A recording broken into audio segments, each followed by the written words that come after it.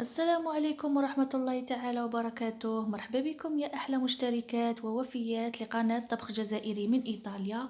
الفيديو تاع اليوم إن شاء الله غادي نديرو زلابية البنان ولا السيجار بمقادير مضبوطة مع أسرار نجاح العجينة هكا باش ما تنفتحناش في المقلة.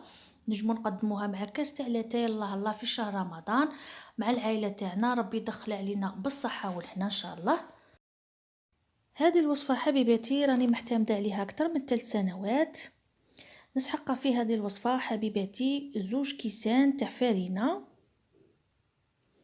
كاس تاع سميد رطب ناعم ماشي متوسط وماشي خشين. نسحق هنايا 2 كيسان تاع ما، ربع كاس تاع زيت،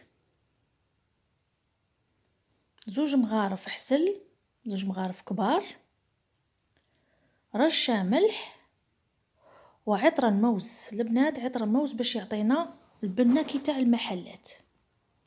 ونسحقو الزيت باش نقلو العجينة والحسل باش نعسلو الزلابية تاعنا ان شاء الله. اول حاجة حبيباتي نجيبو كسرونة هنايا ولا قدرة صغيرة، نديرو فيها هادوك 2 كيسان تاع الماء،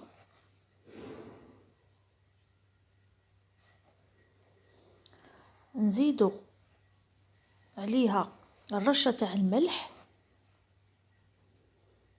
باش تعطينا طعم للزلابية تاعنا، نزيدو 2 مغارف كبار تاع العسل، هذا العسل انا خدمته في الدار،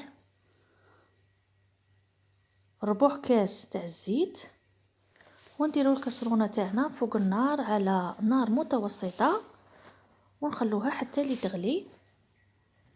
كي تغلي الكسرونة تاعي الغلية الاولى نقلعها من فوق النار ونجيب هذاك المركز ولا ذوق الموز نديره في الكسرونة وندير 2 تاع الكيسان تاع الفرينة دفعة واحدة مع نص كاس تاع سميد الناعم. الاولى نديرو غير نص كاس حبيباتي ومن بعد نشوفوا القوام تاع العجينه كي راه داير معانا. شوفوا لاباط كي جات ما شاء الله بهذاك اللون تاع المعطر ولا المركز، كل واحد وكيفاش يسميه. وهنا يا حبيباتي ننصحكم بالمغرف تاع الحطب هكاك لخاطر لاباط عندنا شويه قاصحه على لاباطاشو.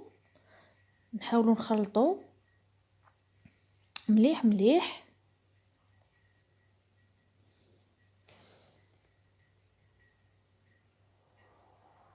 شوفوا كي ولات العجينه معانا لميتها مليح مليح بهذيك المغرف تاع الحطب.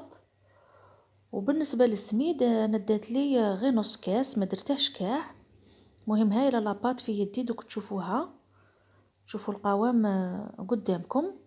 ونعجنها عجنه خفيفه البنات، خصنا نعجنوها عجنه خفيفه. علاه البنات؟ باش ندخلوا هذاك المركز تاع البنان في كاع العجينه من بعد تعطينا نتيجه مرضيه. هاي البنات القوام تاعها كي جا.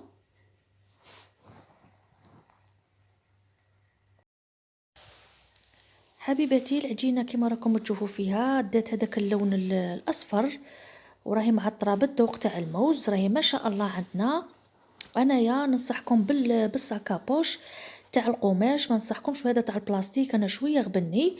والعجينه اللي قلها تكون دايره كيما هكا البنات، ما خصهاش تكون طريه باش ما تنفتح لكمش في العجينه تاعنا. حبيباتي راهي واجده عندنا، دروك غادي نقلوها. كي غادي تكون طريقه القلي حبيباتي اللي قد تكون عندنا، اول حاجه الزيت تكون جديده باش نضمنوا نجاح زلابيه البنان عندنا.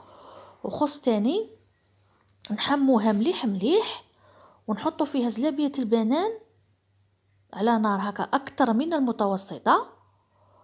نحطوا هذوك الزلابيه ونحاولوا ما نخربوش فيها البنات، نحاولوا نخلوها كيما حطيناها نخلوها نخربوش فيها بالفرشيطه.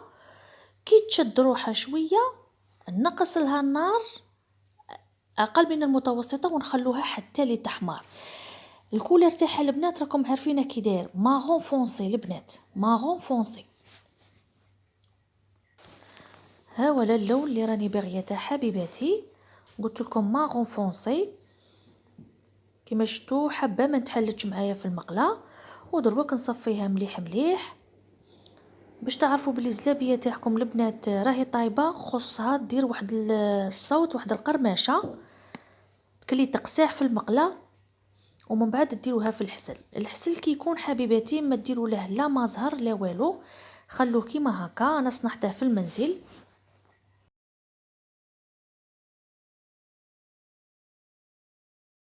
حبيباتي كان هذا هو الفيديو تاع اليوم. حضرت معكم طريقتي في تحضير زلابية البنان ولا السيجار ولا اسبوع القاضي. تجي ما شاء الله، تجي كيما تاع المحلات يا البنات، بذوق الموز. كيما شفتوني درت هذاك المركز تاع الموز، تجي ما شاء الله. دروك غادي نقسم لكم حبه تشوفوها كي تجي من الداخل. هاي البنات شو كي تجي، وتجي شاربه الحسل. هايله، جربوها حبيباتي في شهر رمضان المبارك، ان شاء الله ربي يدخل علينا بالصحه والهنا. الى عجبكم الفيديو تاعي ما تنسوش الجام والاشتراك في القناه ليصلكم كل الجديد. والسلام عليكم ورحمه الله تعالى وبركاته.